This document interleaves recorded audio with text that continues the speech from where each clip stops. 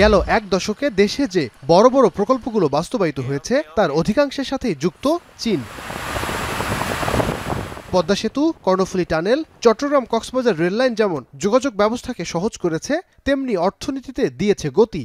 শুধু যোগাযোগ নয়, এই সময়ে বাংলাদেশ চীন দ্বিপক্ষীয় বাণিজ্য বেড়েছে প্রায় ৩ গুণ।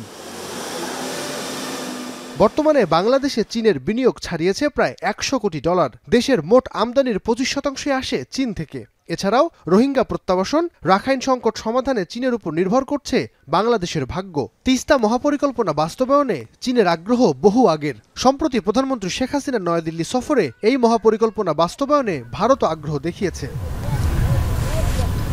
এমন পরিস্থিতিতে প্রধানমন্ত্রী শেখ হাসিনা আগামী ৮ থেকে ১১ জুলাই চীন সফর করবেন। সফরে দেশের সবচেয়ে বড় উন্নয়ন সহযোগীর সাথে কোন কোন বিষয়ে গুরুত্ব পাচ্ছে তার ধারণা পাওয়া গেল।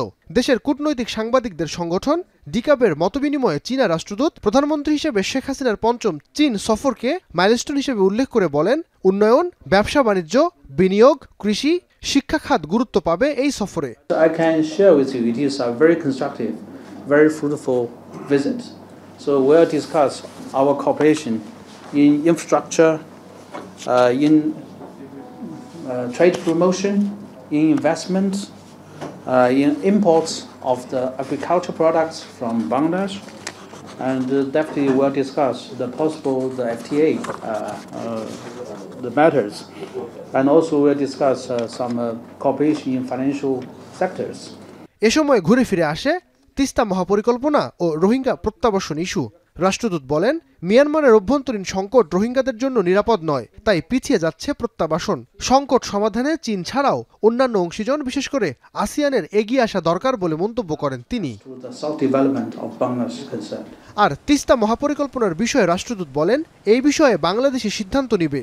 বেইজিং এই প্রকল্পের কাজের অগ্রগতি দেখতে চায়, আর পার্শ্ববর্তী প্রতিবেশী দেশের সাথে বাংলাদেশের সুসম্পর্ককে চীন সম্মানের চোখেই দেখে উল্লেখ করে রাষ্ট্রদূত বলেন, ঢাকা থেকে ভারতের সাথে যৌথভাবে এই প্রকল্পে কাজ করবার প্রস্তাব পেলেও বেইজিং আলোচনার জন্য প্রস্তুত। Whatever decision made, but it is to our common interest. We want to see the project to be started very soon. Since I know almost 30 million Bangladeshi people, they need this project. So we just want to see it can be started and complete very soon.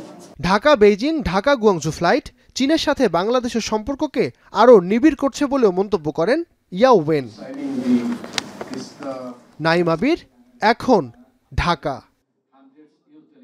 ২৫০টিরও বেশি design option নিয়ে Walton smart fridge, বোঝে আপনার প্রয়োজন।